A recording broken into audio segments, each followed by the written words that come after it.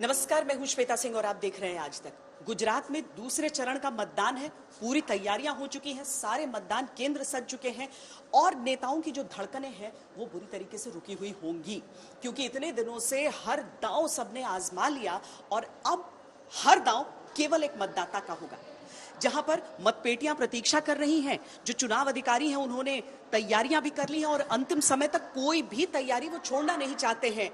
हम आपको आज दूसरे चरण के मतदान के बारे में सारी जानकारी देते हैं। आज चूंटणी गुजरातनी जनता लड़ी रही है। भाइयों बहनों, आपना पर मारो भरोસો છે।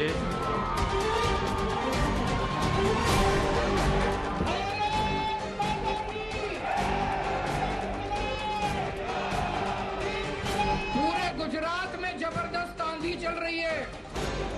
अब मैं गुजरात के हर परिवार का हिस्सा बन गया हूँ।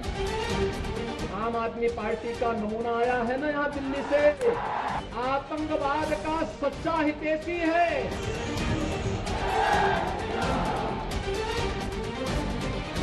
डबल एंजिन सरकार નથી લાવવાની, 3 એન્જિન વાળી સરકાર લાવવાની છે। 3 એન્જિન। राज्य की राजनीति में 27 साल से चल रहे सत्ता रथ को सारथी बन विजय पथ पर फिर से दौड़ाने की चुनौती बड़ी है।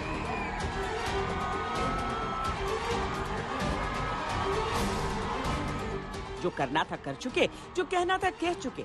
अब जनता का अंतिम मत निर्णय की ओर है।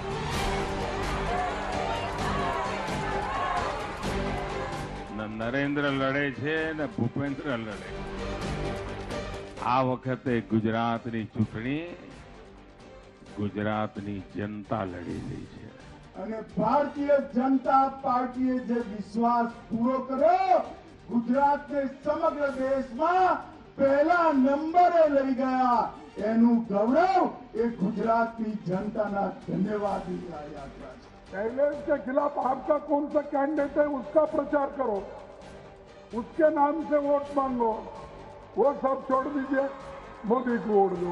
क्या मोदी आके यहाँ के म्युनिसिपालिटी के काम करने वाले? जितनी भी बार गुजरात में प्रधानमंत्री जी के खिलाफ कांग्रेस ने अपशब्द उपयोग किया, उतनी बार हर बार गुजरात की जनता ने बैलेट बॉक्स के अंदर जवाब दिया। जिस राज्य में 27 साल का सत्ता से वनवास भी संगठन का आधार खत्म नहीं कर सका, उस राज्य में सत्ता के संघर्ष की ये 7वीं परीक्षा है। देश में भारत जोड़ो यात्रा और गुजरात में कांग्रेस का डोर टू डोर कैंपेन क्या इस बार संजीवनी साबित होगा कांग्रेस के लिए? અને પરિવારને ખુશ કરવા માટે જે કરવું પડે એ કોંગ્રેસમાં ફેશન થઈ ગઈ છે। मैं गरीब हूँ, मैं वो, हम भी गरीब है, हम तो गरीब से गरीब है। अरे ऐसे बात कह के अगर आप सिंपैथी जमाने की कोशिश करें तो लोग अब होशियार हो गए। हर बीमारी, हर मर्ज का उपचार हम लोगों के पास है। और कांग्रेस ने बीमारी जो दी, उस बीमारी का उपचार मोदी जी आज कर रहे हैं। જે મોદીને તમે ઘડ્યો હોય એ મોદીનું અપમાન એ તમારું અપમાન છે કે નહીં? જેને તમે મોટો કર્યો હોય એનું અપમાન એ તમારું અપમાન ખરું કે ના ખરું ભાઈ? આમ આદમી પાર્ટી આય છે, બીજેપી જાય છે। 3 दशक की गुजरात राजनीति में पहली बार बीजेपी कांग्रेस के परस्पर द्वंद्व के बीच तीसरी चुनौती बनकर सत्ता के सिंहासन पर दावा ठोका है।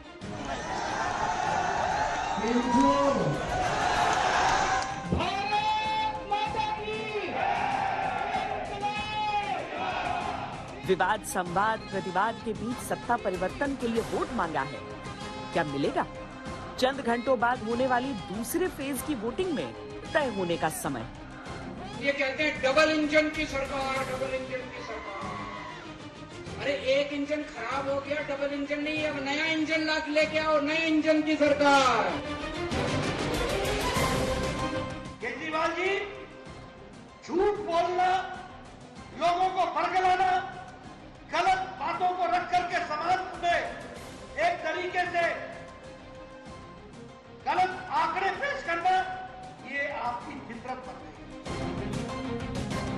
जो आम आदमी पार्टी का है पूरा हवा में है, ग्राउंड पे कुछ नहीं है। आप मीडिया का मतलब वहाँ से वो फंडिंग करते हैं, दिल्ली से एडवर्टाइजिंग करते हैं, तो हवा बना रखा है।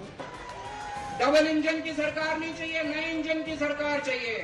नया इंजन है आम आदमी पार्टी, मार्केट में नया इंजन आया है। वो बनारस गए थे, पिट के आए, माफी मांगी। वो उत्तर प्रदेश गए, 350 सीटें लड़ी, 349 में जवान जब्त हो गई। और ये जो कागजों पे लिख के देते हैं ना, ये वो देते हैं जिनको अपने ऊपर भी विश्वास नहीं है।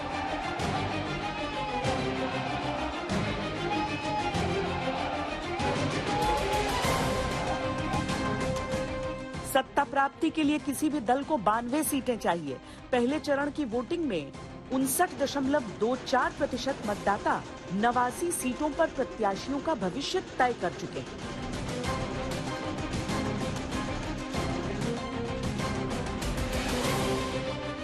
अब दूसरे चरण में 14 जिलों की 93 सीटों पर वोटिंग होगी। 833 प्रत्याशी अपनी किस्मत आजमाएंगे। 8 दिसंबर को ये घोषित हो जाएगा कि किसे माना है गुजरात की जनता ने अपना सरदार। गुजरात चुनाव में कांग्रेस पार्टी बहुत इफेक्टिवली लड़ रही है और गुजरात चुनाव को कांग्रेस पार्टी गुजरात में जीतेगी। गुजरात में आम आदमी पार्टी की सरकार बन रही है। ये आज आप नोट कर लीजिए, ये भविष्यवाणी भी नोट कर लीजिए और ये भविष्यवाणी सही होगी। और भारतीय जनता पार्टी को लोगों का आशीर्वाद मिल रहा है, अथाह प्रेम मिल रहा है और एक अटूट विश्वास भारतीय जनता पार्टी की तरफ है। गुजरात महत्वपूर्ण मोड़ पर है। पश्चिम बंगाल में वामपंथियों के लंबे शासन के अलावा देश के किसी भी राज्य में कोई गैर कांग्रेसी सरकार इतने लंबे समय तक नहीं रही जितने समय से बीजेपी गुजरात में है। अब जनता का जो भी फैसला होगा वो नया इतिहास बनाएगा।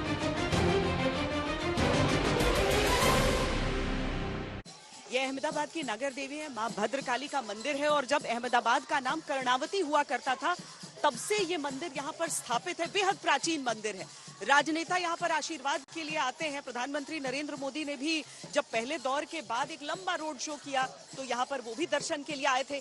दरअसल यहाँ पर हम आपको दूसरे दौर के समीकरण भी समझाते हैं।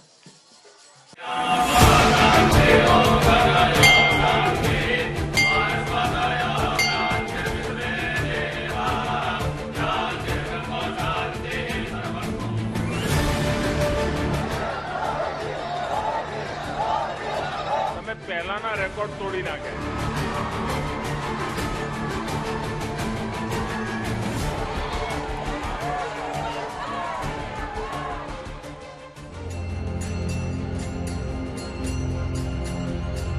अहमदाबाद की नगर देवी मां भद्रकाली से आशीर्वाद पीएम मोदी के लिए विजय का वरदान मांगने का सूचक रहा। जब वो मुख्यमंत्री थे हर बार, तब भी, अब प्रधानमंत्री रहते गुजरात की जीत के लिए प्रचार में रहे, तब भी।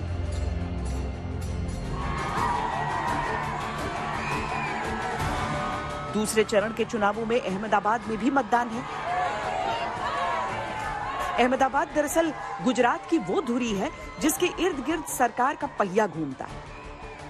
अकेले अहमदाबाद में 21 विधानसभा सीटें आती हैं। देश का शायद ही कोई ऐसा जिला होगा जहां इतनी बड़ी संख्या में विधानसभा सीटें होंगी। गुजरात की राजनीति में ये कहा भी जाता है कि जिसने अहमदाबाद जीत लिया उसने सीएम की कुर्सी जीत ली। कुछ चुनाव से क्या चाहिए होता है? चेंज चाहिए, ऑफ कोर्स सेफ्टी चाहिए कि भाई हमको एक सिक्योरिटी मिले फ्यूचर में। क्या चाहिए गुजरात को, क्या चीज चाहिए? बस सिक्योरिटी, और अभी है, फुल है सिक्योरिटी। युवा को जो सरकारी नौकरी के लिए जो अपने मिल नहीं रही अभी, तो सरकारी नौकरी मिलनी चाहिए युवा को। इंटरेस्टिंग चुनाव इसलिए है क्योंकि तीसरा मोर्चा जो है इस बार इस जंग में है, लेकिन फिर भी ये नहीं हो पा रहा है। कुछ चीज़ें मुझे जो लगती है कि जो मुद्दे जो पॉलिटिकल पार्टीज फ्लोट कर रहे हैं वो शायद लोगों को अपील नहीं करे, क्योंकि लोगों की जो पेन एरिया है लोगों का वो कुछ अलग है। वो है महंगाई है, वो कुछ हद तक बेरोजगारी है, शिक्षा के प्रश्न है, स्वास्थ्य के प्रश्न है। तो इन सब प्रश्नों को लेकर लोग चाहते थे कि उनको सॉल्यूशन मिले। वो ना रूलिंग पार्टी दे रही है अपने चुनावी वायदों में, ना फिर कोई अपोजिशन दे रहा है। आइए आपको बताते हैं कि अहमदाबाद समेत दूसरे फेज में कहां और कितनी सीटों पर मतदान होना है। अहमदाबाद की 21 सीटों के साथ बनासकांठा की 9, पाटन की 4, मेहसाणा की 7, साबरकांठा की 4, अरवली की 3, गांधीनगर की 5, आणंद की 7, खेड़ा की 6, महिसागर की 3, पंचमहल की 5, दाहोद की 6, वडोदरा की 10 और छोटा उदयपुर की 3 सीटों पर मतदान होना है।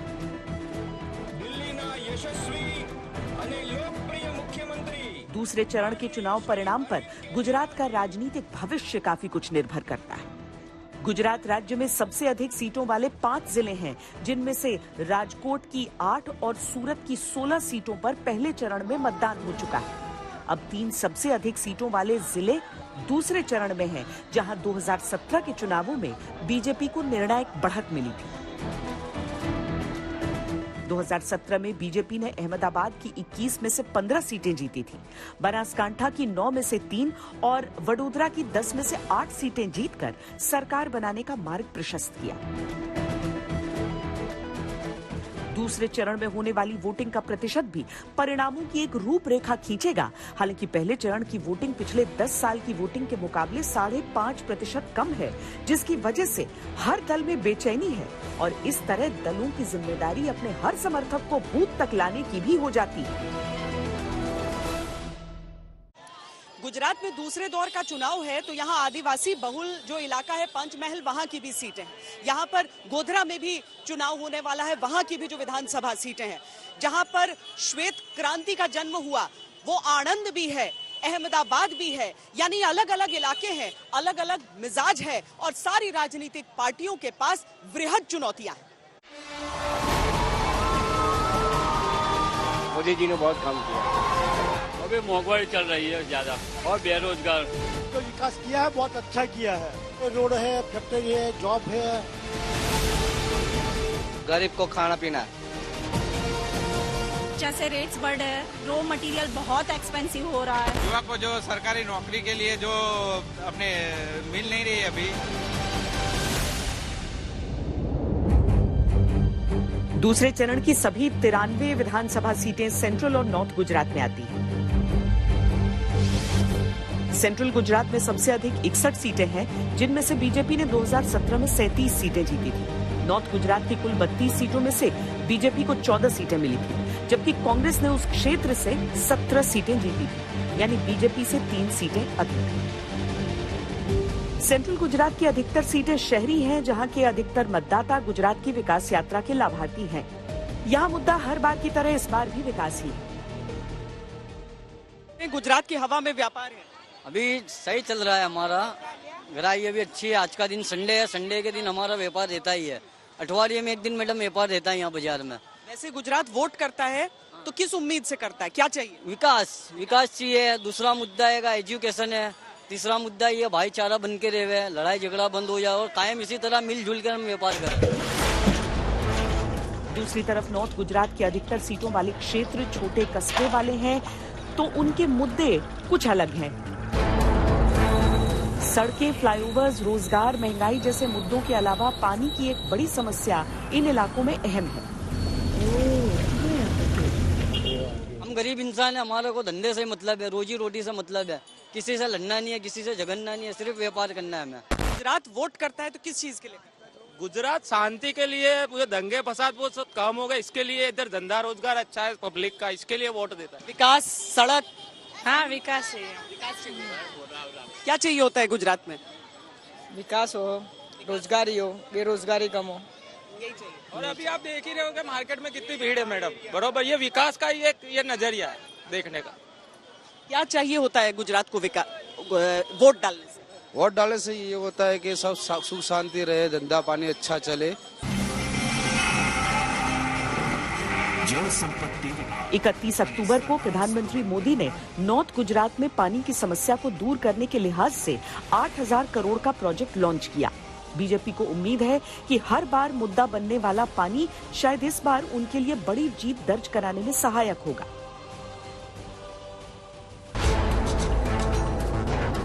दूसरे फेज में आने वाली पंचमहल की 5 सीटें भी जीत हार में महत्वपूर्ण भूमिका अदा करती हैं।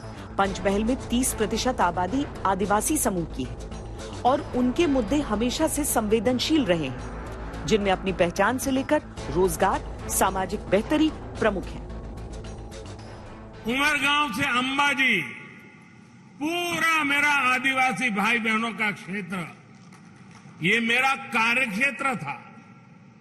आदिवासियों के बीच रहना, उन्हीं के बीच जिंदगी गुजारना, उनको समझना, उनके साथ जीना, ये मेरे जीवन घड़तर के प्रारंभिक वर्षों में इन मेरे आदिवासी माताओं, बहनों, भाइयों ने मेरा जो मार्गदर्शन किया, मुझे बहुत कुछ सिखाया, उसी ने आज मुझे आपके लिए कुछ न कुछ करने की प्रेरणा मिलती रहती है। बोलो भारत माता की। अगर पूरे गुजरात में आदिवासी सीटों का असर समझना हो तो ऐसे समझा जा सकता है। गुजरात के उत्तर में अंबाजी से लेकर दक्षिण में उम्बरगो तक 14 जिलों में आदिवासी पट्टी फैली हुई है। ये पट्टी राजस्थान और मध्य प्रदेश को भी छूती है, लिहाजा यहाँ का असर उन दोनों राज्यों की आदिवासी सीटों पर भी पड़ता है। कुल 27 आदिवासी बाहुल्य सीटों में से बीजेपी 2017 में 8 सीटें ही जीत पाई थी। हालांकि पंचमहल की 5 में से 4 सीटें तब भी बीजेपी को मिली थी।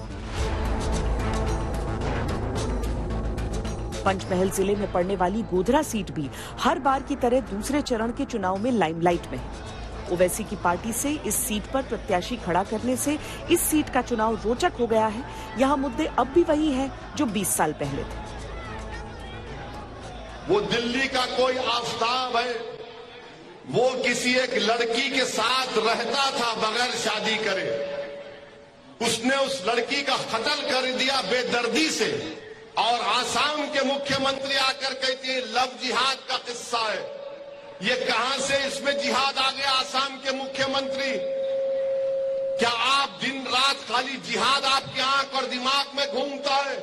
20 वर्ष पहले इसी गोधरा में राम भक्तों को अयोध्या में राम मंदिर निर्माण के लिए अपने आप को बलिदान देना पड़ा था, और प्रधानमंत्री मोदी जी का यशस्वी नेतृत्व और दृढ़ इच्छा शक्ति, जिस प्रकार का यशस्वी नेतृत्व मिल रहा है, आज उसका परिणाम है कि अयोध्या में भगवान राम के भव्य मंदिर के निर्माण का कार्य प्रारंभ हो चुका है। भारतीय जनता पार्टी इतनी बुरी तरह से बौखलाई हुई क्यों है? पहली बार 27 साल के अंदर वो इतनी बुरी तरह से बौखलाई हुए है।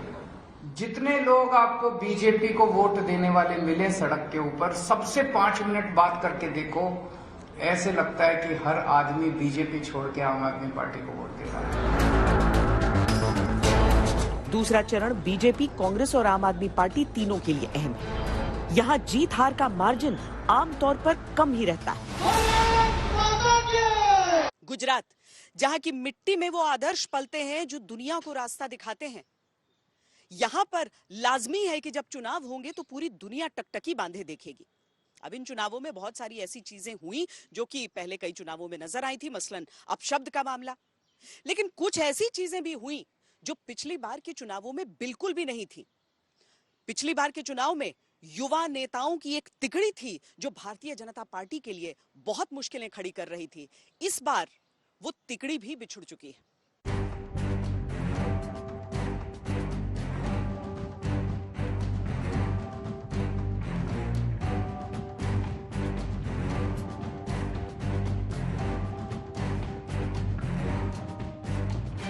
गुजरात में कम मतदान और ज्यादा मतदान का एक स्पष्ट संकेत है जो आंकड़ों के हिसाब से सरकार की एक तस्वीर खींचता है।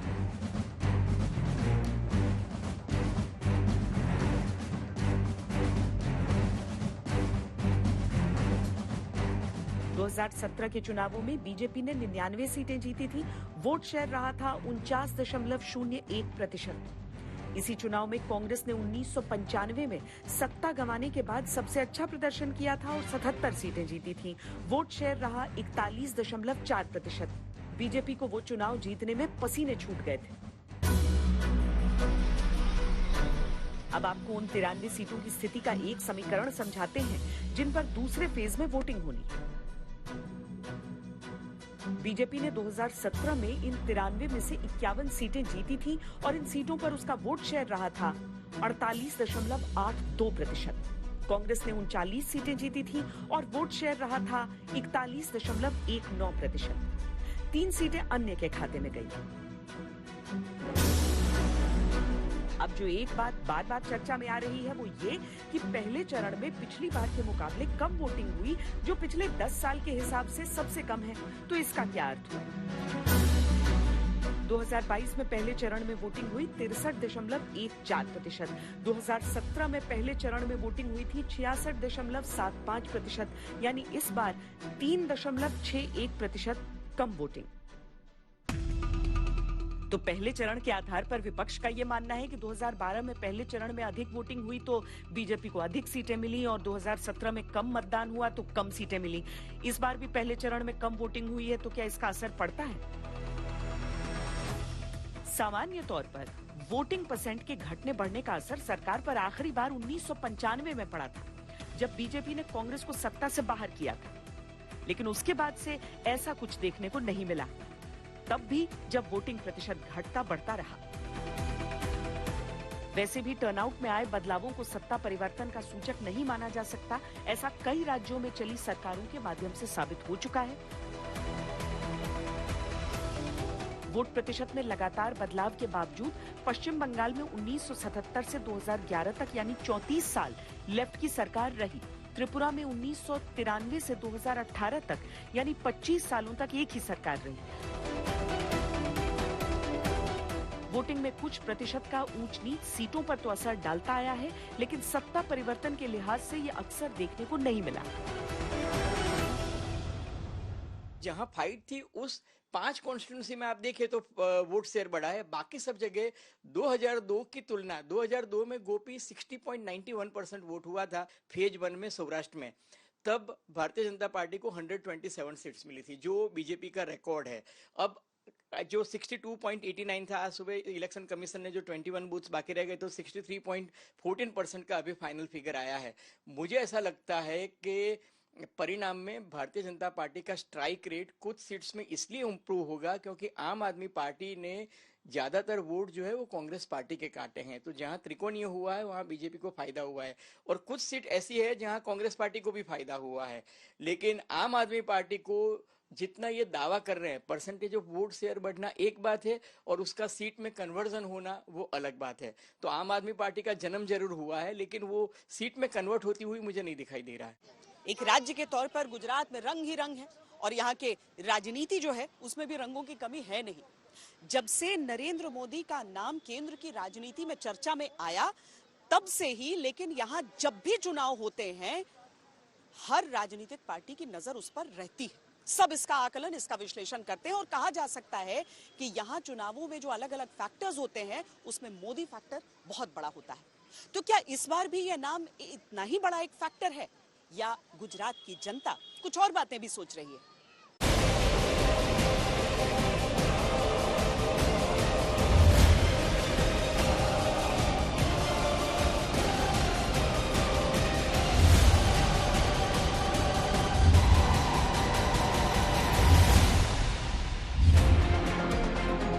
गुजरात में कई दशकों से 2 दलों के बीच लड़ाई थी, कांग्रेस और बीजेपी।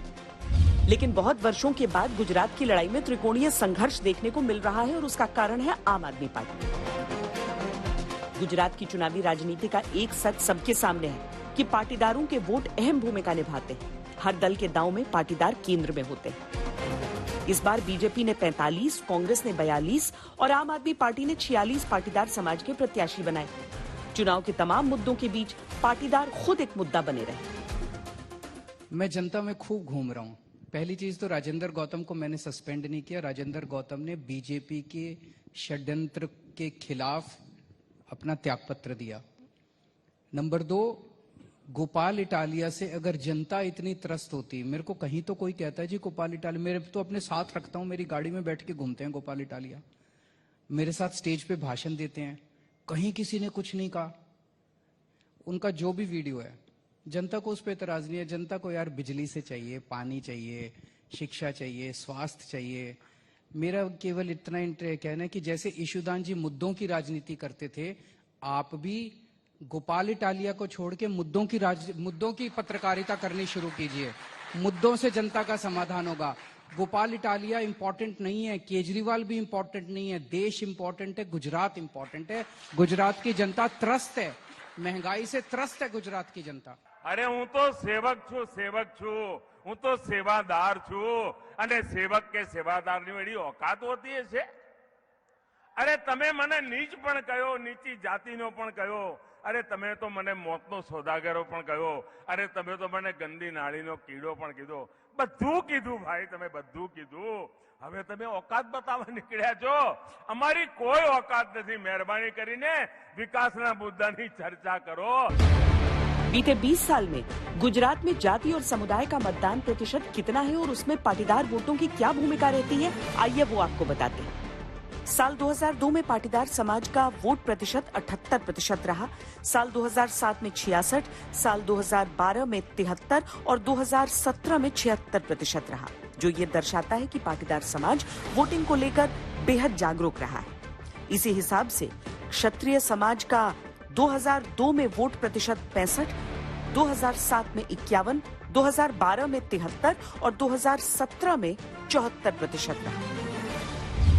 पाटीदार वोटों की जो लड़ाई कांग्रेस और बीजेपी के बीच रहती थी, उसमें अब सेंध लगाकर आम आदमी पार्टी चुनाव नतीजों के बदलने का दावा कर रही है। 2017 के विधानसभा चुनावों में आम आदमी पार्टी का दावा कमजोर था, वो लड़ाई में कहीं भी नहीं थी, लिहाजा हर सीट पर उसकी जमानत जब्त हुई थी। इस बार विश्लेषक ये सवाल उठा रहे हैं कि आम आदमी पार्टी का अगर असर बढ़ा तो क्या गुजरात की सियासी स्थिति बदल सकती है?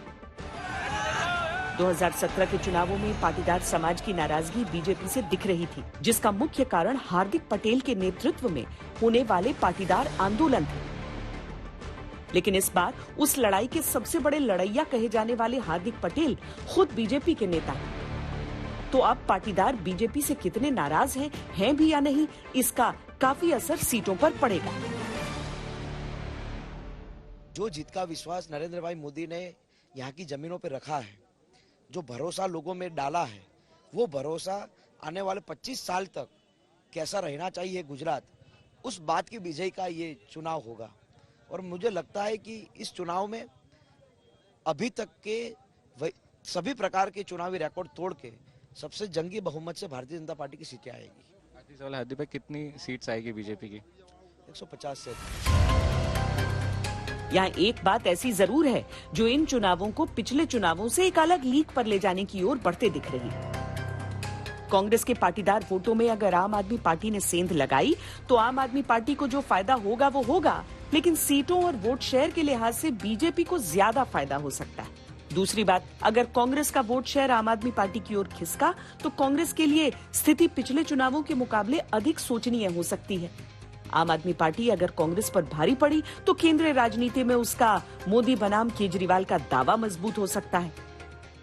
कांग्रेस का वोटर ढूंढने से भी नहीं मिल रहा। जैसे एक ऐड आता है ना, ढूंढते रह जाओगे, वैसे ढूंढने से भी कांग्रेस का वोटर कहीं नहीं मिल रहा।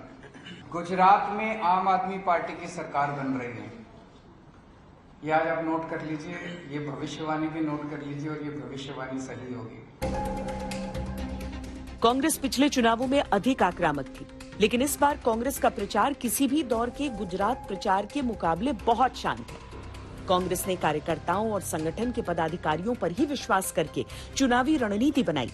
इसका कितना असर पड़ेगा कांग्रेस की राजनीतिक स्थिति पर, ये नतीजों में झलकेगा। ऐसा लगता है कि आम आदमी पार्टी की वजह से काफी जगह पे कांग्रेस पार्टी को फायदा हुआ। जो एंटी एस्टेब्लिशमेंट और एंटी इनकम्बेंसी फीलिंग जो थी वो डाउनलोड होकर कांग्रेस के खेमे में गई कि अरे ये जीता सकता है तो मैं इसको वोट दूं, तो कांग्रेस का उसका इनडायरेक्टली एडवांटेज हुआ। बाकी मुझे ओवरऑल ऐसा लग रहा है कि बीजेपी अपना स्ट्राइक रेट, जैसे जामनगर डिस्ट्रिक्ट है वो काफी इंपॉर्टेंट है क्योंकि वहां से राघव जी पटेल लड़ रहे हैं, रीवाबा जाडेजा लड़ रही है, बगल में से ईसुदान गढ़वी लड़ रहे हैं। वहां कम्युनिटी में कॉम्प्रोमाइज हो गया है। एक जगह जहाँ चिमन सापरिया जो थे वो कड़वा पटेल कॉन्स्टिट्यूंसी वाले थे, उसके सामने भी कड़वा पटेल थे और आम आदमी पार्टी का खवा जो था वो चुनाव जीत सकता था, तो कड़वा पटेल कम्युनिटी ने कॉम्प्रोमाइज कर लिया। सिमिलरली मुडू बेहरा और विक्रम माडम वाली कॉन्स्टिट्यूंसी थी जहां से ईसुदान लड़ रहा था, तो आहिर कम्युनिटी ने कह दिया कि भाई मुलू भाई बेहरा जो है वो मिनिस्टर बनने की संभावना है, तो इसी आदमी को जिताओ जो मिनिस्टर बन सकता है और आहिर वोट डिवाइड ना हो, ताकि उसका एडवांटेज ईसूदान ले जाए। इसलिए इस तरह से कम्युनिटी ने भी कॉम्प्रोमाइज करके अपने कैंडिडेट्स को जिताया है। तो मुझे ऐसा लग रहा है कि मोटे तौर पे एंटी इनकम्बेंसी जो डाउनलोड होनी चाहिए थी वो आम आदमी पार्टी में या कांग्रेस में नहीं हुई, बल्कि त्रिकोणीय उसमें हुई, जिसका एडवांटेज बीजेपी को दिख रहा है। बीजेपी के लिए गुजरात का चुनाव उसी एक मोड़ की तरह है जो 2017 में उसे मिला था, यानी 2 साल बाद आम चुनावों की चुनौती। तब बीजेपी ने गुजरात जीतकर विजय रथ में उसे उपलब्धि की तरह जड़ लिया था। 2024 के चुनावों के मद्देनजर फिर गुजरात की बाजी उसके सामने है। प्रधानमंत्री और गृह मंत्री के गृह राज्य के चुनावी नतीजों का असर देश की राजनीति पर पड़ना निश्चित है, सत्ता और विपक्ष दोनों के लिए। चुनावों का जो जायका है थोड़ा सा और बढ़ता है जब वहां पर सुपरस्टार कैंडिडेट हो जाते हैं, क्योंकि तब आपका नाम केवल नहीं चलेगा बल्कि आपका काम ही दरअसल काम आता है। तो ऐसे जो सुपरस्टार कैंडिडेट्स हैं जिन पर सबकी निगाहें रहेंगी और वो कुछ अहम सीटें, उनका भी एक ब्यौरा देख लेते हैं। भारत माता की 2017 में गुजरात की तकदीर बदलने निकले थे ये 3 लड़के।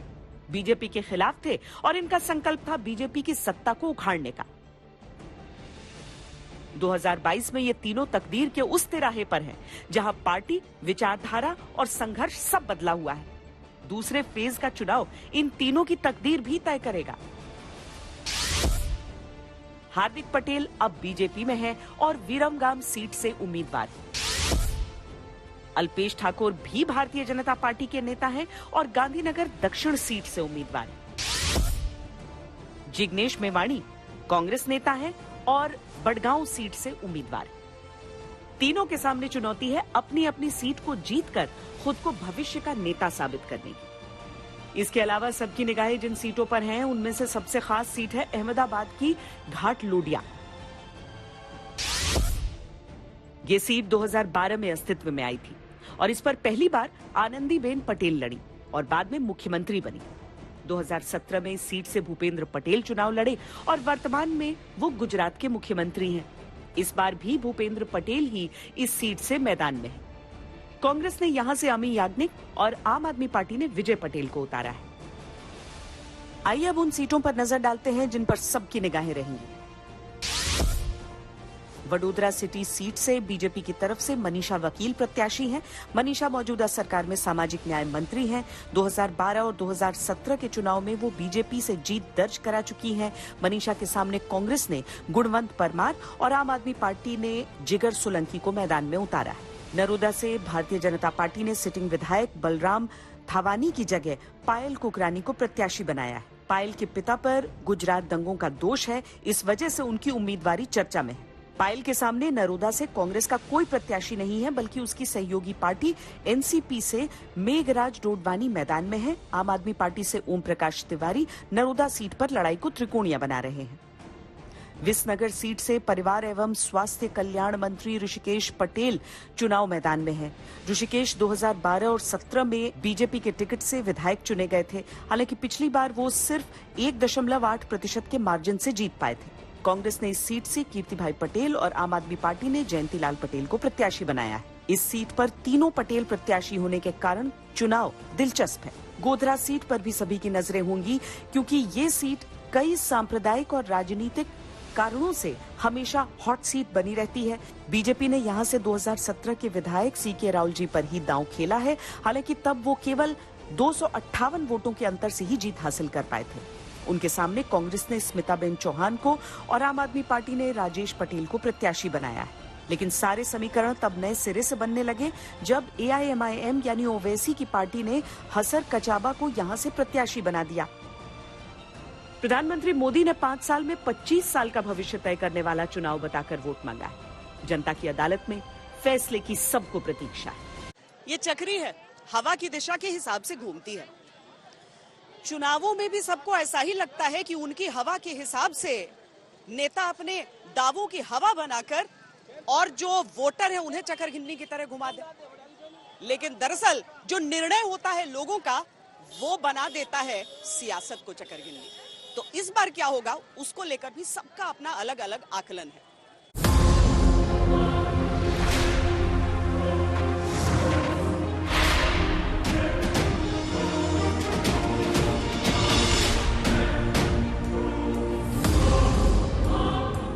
चुनावी रण के पहले ही चरण में 1,51,00,000 मतदाताओं ने वोट डाला, जो 2017 के 1,41,00,000 से 10 लाख अधिक है।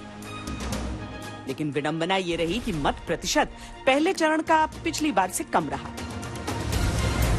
वोट प्रतिशत कम भले रहा, लेकिन हर चुनावी दल ने उसी में अपनी अपनी जीत के दावे कर दिए। के पक्ष में एक तरफा फैसला गुजरात की जनता ने मन बना लिया है, ऐसा मुझे दिख रहा है। Congress party is a solid party in Gujarat. Congress party is going to win the election there. आज मैं आप सबके सामने लिख के भविष्यवाणी करने जा रहा हूं, गुजरात में आम आदमी पार्टी की सरकार बन रही है। बीजेपी को उम्मीद है सत्ता बनी रहेगी। कांग्रेस को विश्वास है सत्ता का 27 साल का सूखा खत्म होगा और आम आदमी पार्टी खुद को गेम चेंजर से भी आगे मानकर चल रही है। और जनता ने सुनी सबकी, करी अपने मन की। बस अपने लिए एक ऐसा नेता चाहिए कि जो हमारे भविष्य के लिए कुछ करे। क्या एक्सपेक्टेशन होता है? एक्सपेक्टेशन की ना जो भी आए हमारे हद में काम करे और जितना डेवलपमेंट हुआ उसको एटलीस्ट मेंटेन रखे, उसे नीचे ना जाए। दिसंबर की 8 तारीख पर सबकी निगाहें हैं ताकि मिल सके इस सवाल का जवाब कि अब की बार कौन है गुजरात का सरदार। दिल्ली एमसीडी के लिए मैंने अपना वोट डाल दिया।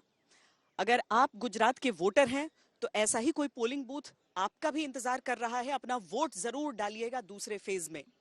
और साथ ही आपको एक और बात याद दिला दें, देश ने चूंटनी ना सौथी सटीक અને ઝડપી પરિણામ માટે आज तक, यानी एग्जिट पोल जो है वो आज तक पर जरूर देखिए सोमवार शाम 5 बजे से। अभी के लिए कैमरा पर्सन राजू इनामदार और योगेंद्र सिंह के साथ मुझे दीजिए इजाजत। देश और दुनिया की बाकी खबरों के लिए आप देखते रहिए आज तक।